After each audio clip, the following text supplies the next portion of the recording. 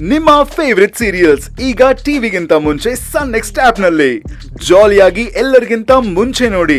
ಈಗಲೇ ಸನ್ next app download ಮಾಡಿ ಮತ್ತು ಸಬ್ಸ್ಕ್ರೈಬ್ ಮಾಡ್ಕೊಳ್ಳಿ.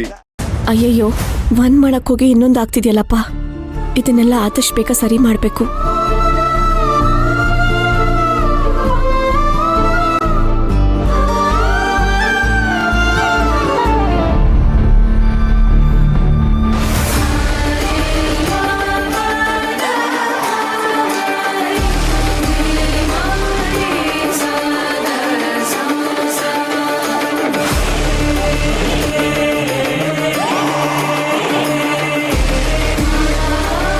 ಸುರಭಿ, ಯಾಕೆ ಹೀಗೆ ಓಡಾಡ್ತಾ ಇದೀಯಾ? ಏನೋ ಟೆನ್ಷನ್ ಅಮ್ಮ. ಅಲ್ಲ ಕಣೆ, ಎಲ್ಲ ನಿನ್ ಪ್ಲಾನ್ ಪ್ರಕಾರ ನಡೀತಾ ಇದೆ ತಾನೆ, ಮತ್ತಿನ್ನೇನ್ ಟೆನ್ಷನ್ನು?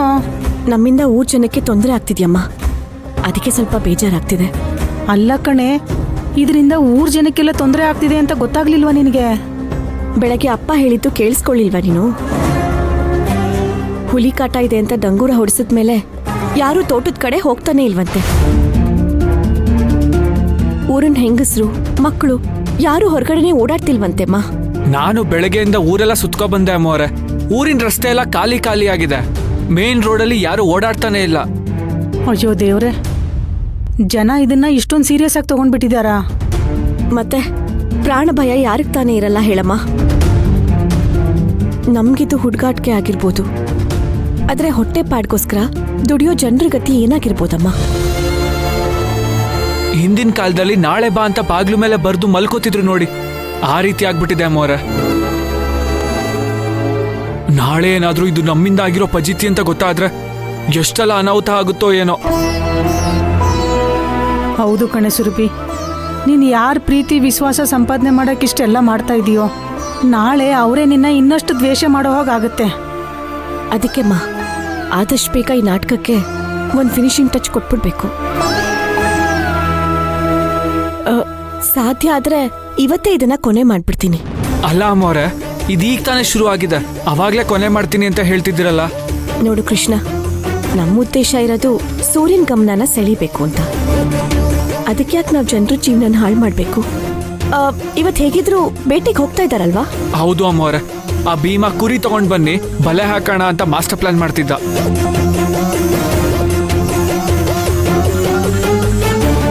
ಆಯ್ತು, ಅವರೆಲ್ಲ ಅಲ್ಲಿಗೆ ಹೋಗ್ಲಿ, ನಾನು ಸಮಯ ನೋಡ್ಕೊಂಡು ಅಲ್ಲಿಗೆ ಬರ್ತೀನಿ.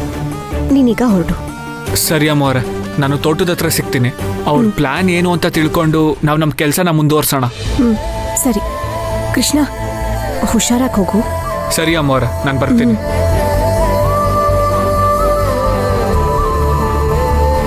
ಮೊದಲು ಇದೆಲ್ಲ ಕೇಳೋದಕ್ಕೆ ತುಂಬಾ ಚೆನ್ನಾಗಿತ್ತು ಕಣೆ, ಆದ್ರೆ ಈಗ ಇಷ್ಟೊಂದು ಗಂಭೀರವಾಗಿ ಹೋಗ್ತಾ ಇದೆ ಅಂದ್ರೆ ನನಗೆ ಯಾಕೋ ತುಂಬಾ ಟೆನ್ಷನ್ ಆಗ್ತಿದೆ.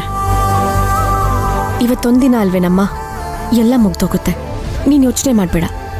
ಹೌದು ಕಣೆ, ಎಲ್ಲರೂ ಅವ್ರವ್ರ ಕೆಲ್ಸದ ಮೇಲೆ ಅಲ್ಲಿಗೆ ಹೋಗ್ತಿದ್ದಾರೆ. ನೀನ್ ಹೇಗೆ ಹೋಗ್ತೀಯಾ? ನೀನ್ ಯಾಕೆ ಇಲ್ಲಿಗೆ ಬಂದೆ ಅಂತ ಅಳಿಯಂದ್ರು ಕೇಳಿದ್ರೆ ಏನ್ ಹೇಳ್ತೀಯಾ?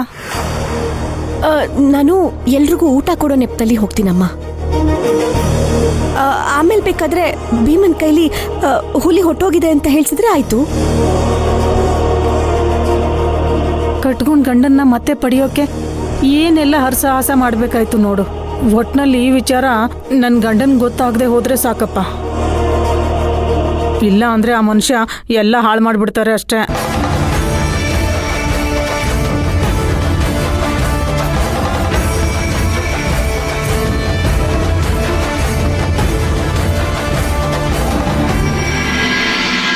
ಭೀಮು, ಬಂದೆ ಅಣ್ಣ. ನನಗೆ ಯಾಕೋ ಈ ಪ್ಲಾನೇ ಡೌಟು. ನಾಗೇಂದ್ರಣ್ಣ, ನಿಮ್ಗೆ ನನ್ ಮೇಲ್ ಡೌಟ್. ನಾನ್ ಗುರಿ ಇಟ್ರೆ ಎಲ್ಲ ಔಟು. ಗೋಪಾಲ, ಭೀಮಾ ಸರ್ ಇಲ್ಲಿದ್ದೀನಿ, ಬನ್ನಿ.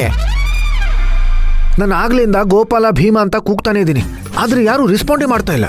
ಅದು ಅಳಿಯಂದ್ರೆ ಆ ಹುಲಿನ ಹ್ಯಾಗ್ ಬಲೆಗೆ ಬೀಳಿಸ್ಬೇಕು ಅಂತ ಚರ್ಚೆ ನಡೀತಾ ಇತ್ತು. ಮಾವ, ಈಗಷ್ಟೇ ಮೇಷ್ಟ್ರು ಬಂದಿದ್ರು. ಅವ್ರು ಹೇಳ್ತಾ ಇದ್ರು ಮಕ್ಕಳು ಯಾರು ಸ್ಕೂಲ್ಗೇನೆ ಬರ್ತಾ ಇಲ್ವಂತೆ, ಎಕ್ಸಾಮ್ ಬೇರೆ ಹತ್ರ ಇದೆ. ಅದು ಅಲ್ಲದೆ ಎಲ್ರಿಗೂ ತುಂಬಾ ತೊಂದರೆ ಆಗ್ತಾ ಇದೆ. ಆದಷ್ಟು ಬೇಗ ಹುಲಿನ ಹಿಡಿದು ಹಾಕಿ ಅಂತ ಹೇಳ್ತಾ ಇದ್ರು. ಸಾರ್, ಅದಕ್ಕೆಲ್ಲ ವ್ಯವಸ್ಥೆ ಆಗಿದೆ. ನೀವು ಗ್ರೀನ್ ಸಿಗ್ನಲ್ ಕೊಟ್ರೆ ನಾವು ಆಪರೇಷನ್ಗೆ ಇಳಿತೀವಿ. ಅರೆ, ಸಿಗ್ನಲ್ ಕೊಡೋದೇನು, ಶುರು ಮಾಡಿ.